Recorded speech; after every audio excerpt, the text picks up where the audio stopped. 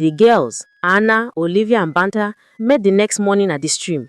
"Do you think Beauty will come to the dance?" Banta asked. "It better not," Olivia replied. "If she shows up, no one will even look at us. The prince will choose her instantly. Then we make sure she doesn't come," Anna said. Their plan started with pretending to like her. A few days later, they came to her house, smiling from ear to ear, carrying roasted groundnuts and fruit as a peace offering. She almost fainted from surprise. They said they were sorry for how they treated her, that they had grown up and wanted to be friends. Her mother, Nne, didn't believe it for 1 second. She pulled her daughter aside that evening and said, "Ogma, be careful. Snakes don't change. They just shed skin." But Beauty's heart was tired of loneliness. She wanted to believe people could change. The girl started visiting almost every day. They'd laugh with her, braid her hair, and compliment her dance steps. She began to trust them again, even though something in Une's eyes said she shouldn't. One afternoon, while they were at her house, she showed them the outfit she planned to wear to the dance. They gasped and said it was beautiful. "You look like a goddess," Banta said with a smile that didn't quite reach her eyes.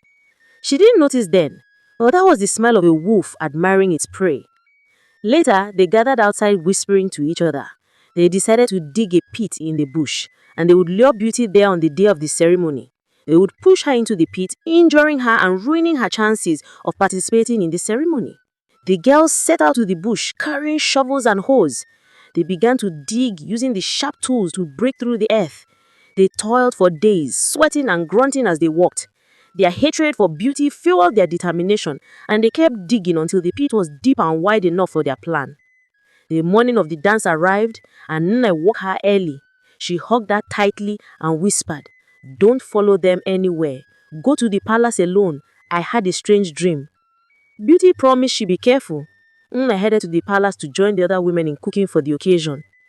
A few hours later, she saw the girls walking towards their compound, all dressed in bright colors, looking like flowers in full bloom. "Beauty," Olivia called, "we came to go with you. Let's take a shortcut through the bush. We don't want anyone seeing our clothes before we reach the palace." She hesitated, but my mother said, Don't tell me you're still listening to that old woman's superstitions," Anna interrupted, rolling her eyes. "We're all friends now, aren't we?" Beauty smiled weakly. Her heart said, "Don't go," but her mind said they've changed.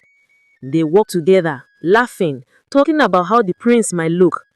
Beauty felt happy, genuinely happy for the first time in months. Then, as they got deeper into the bush, the laughter died down.